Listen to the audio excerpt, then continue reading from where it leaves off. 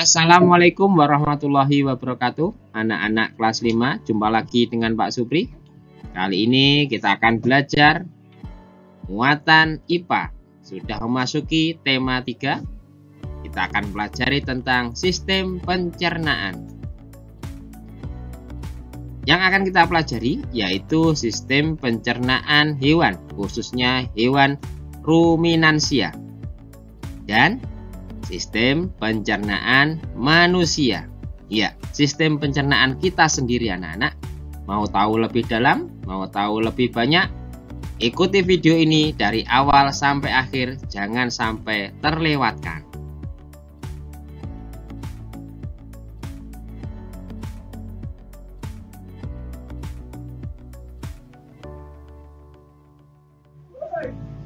Ya, yang pertama kita pelajari sistem pencernaan pada hewan, khususnya hewan ruminansia. Apa itu ruminansia? Ruminansia adalah hewan memamah biak atau hewan mamalia yang memamah makanan sebanyak 2 kali. Artinya ketika sudah masuk ke lambung, ternyata makanan itu kembali menuju ke mulut untuk dipamah kedua kalinya. Baru kemudian masuk lagi sesuai urutan organ pencernaannya.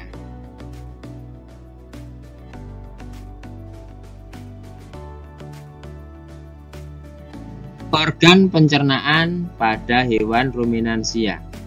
Contohnya sapi. Yang pertama, makanan akan masuk ke rongga mulut.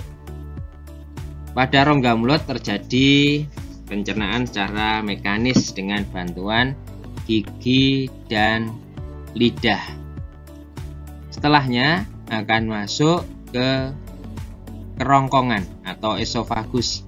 Kerongkongan hanya berfungsi untuk menghubungkan antara rongga mulut dan lambung, tidak terjadi proses pencernaan. Sedangkan di lambung ada 4 ruangan. Yang pertama disebut dengan rumen atau perut besar. Rumen dapat menampung banyak sekali makanan yang telah dikunyah. Makanan yang disimpan dalam rumen sudah menjadi lembut. Bagian kedua adalah retikulum. Di retikulum, makanan diaduk dan dicampur dengan enzim hingga menjadi gumpalan kasar. Gumpalan tersebut kemudian didorong kembali ke rongga mulut untuk dikunyah kedua kalinya. Bagian ketiga disebut omasum. Pada omasum, makanan dihaluskan secara kimiawi dengan bantuan kelenjar enzim. Bagian keempat disebut abomasum. Di dalam abomasum, gumpalan makanan dicerna dengan bantuan enzim dan asam klorida.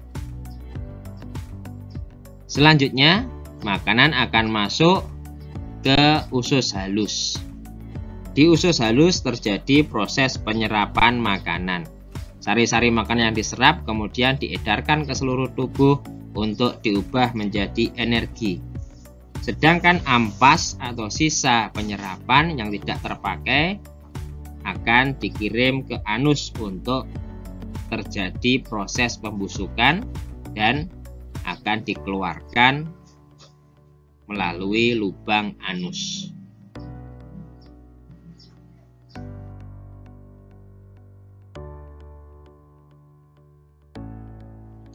Selanjutnya kita akan pelajari sistem pencernaan manusia ya pada diri kita. Sistem pencernaan manusia dibagi menjadi 2 macam. Yang pertama adalah secara mekanis, yaitu pencernaan tanpa dibantu oleh enzim, tanpa dibantu oleh zat-zat yang ada dalam sistem pencernaan. Contohnya adalah penghancuran makanan oleh gigi dan lidah. Kita tahu ketika makanan masuk di mulut, maka gigi lidah yang berperan menghancurkan, menghaluskan makanan secara ditumbuk dan diletakkan sesuai posisi yang benar oleh lidah. Proses mekanis ini terjadi di rongga mulut. Sedangkan yang kedua adalah secara kimiawi. Pencernaan dibantu oleh enzim yang terdapat di dalam tubuh. Terjadi di lambung dan usus.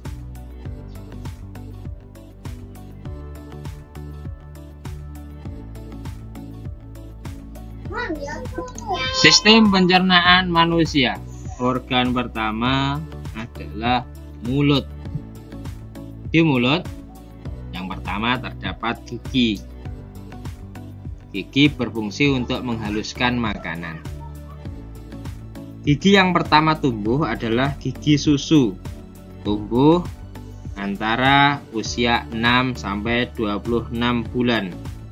Gigi susu berjumlah 20 buah. Selanjutnya, gigi sulung. Gigi sulung merupakan gigi yang tumbuh berikutnya setelah gigi susu copot atau tanggal.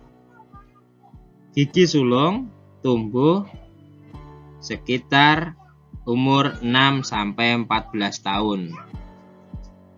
Dan gigi tetap, yaitu gigi milik orang dewasa, berjumlah 32 dan tidak dapat tumbuh lagi.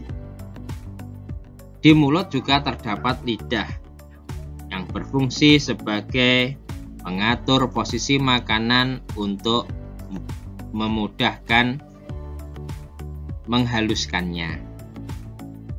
Selain itu, lidah juga sebagai pengecap rasa. Rasa yang dapat dirasakan manis, pahit, asin, dan asam. Selain itu juga terdapat kelenjar ludah yang berfungsi untuk menghasilkan air ludah. Fungsinya untuk membasahi makanan supaya licin dan mudah untuk ditelan. Air ludah juga mengandung enzim petialin, yaitu berfungsi mengubah amilum menjadi maltose atau zat gula.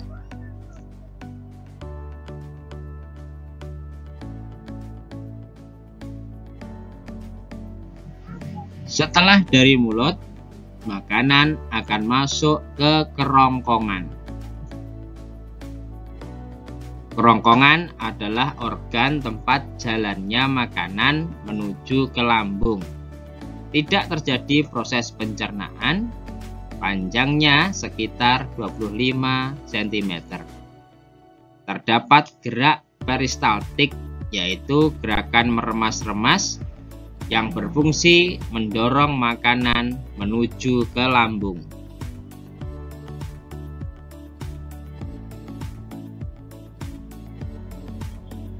Setelah dari kerongkongan, maka makanan akan masuk ke lambung. Lambung adalah organ yang terletak di perut sebelah kiri.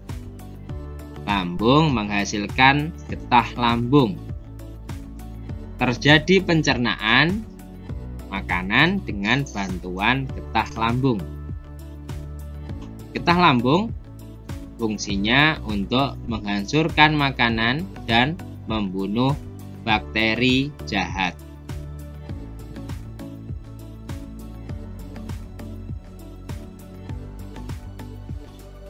Selanjutnya, makanan akan masuk ke usus halus. Usus halus terdiri dari 3 bagian, yaitu usus 12 jari, duodenum, usus kosong, jejunum, dan usus penyerapan. Selain itu, pada usus halus, pada usus 12 jari, terdapat getah empedu yang dihasilkan oleh organ empedu yang berfungsi untuk mengemulsikan lemak pada makanan. Juga terdapat getah pankreas yang dihasilkan oleh organ pankreas yang mengandung enzim-enzim antara lain amilase, berfungsi mengubah amilum menjadi zat gula, mengandung tripsin, berfungsi mengubah protein menjadi asam amino, dan juga getah pankreas mengandung lipase, berfungsi mengubah lemak menjadi asam lemak. Pada usus halus ini, khususnya pada usus penyerapan, terjadi proses penyerapan sari-sari makanan yang akan diedarkan ke seluruh tubuh, diubah menjadi energi. Pada usus penyerapan terdapat villi. Villi berfungsi memperluas permukaan usus sehingga penyerapan sari makanan menjadi lebih sempurna.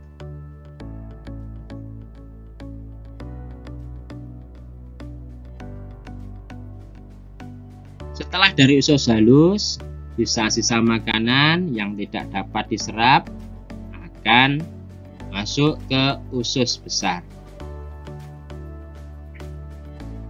Makanan yang masuk adalah sisa penyerapan. Di usus besar, sisa air akan diserap. Kemudian, sisa makanan akan mengalami pembusukan dibantu bakteri Escherichia coli atau biasa disingkat E. coli. Hasil pembusukan akan didorong menuju ke rektum.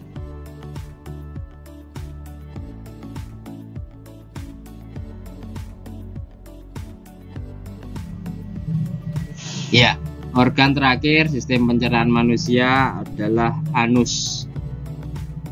Anus adalah tempat keluarnya sisa hasil pencernaan. Bahan padat hasil pembusukan dikeluarkan sebagai tinja dan gas. Sisa pencernaan yang berupa cairan disalurkan dan disaring dalam ginjal. Cairan yang tidak berguna akan dikeluarkan menjadi air seni.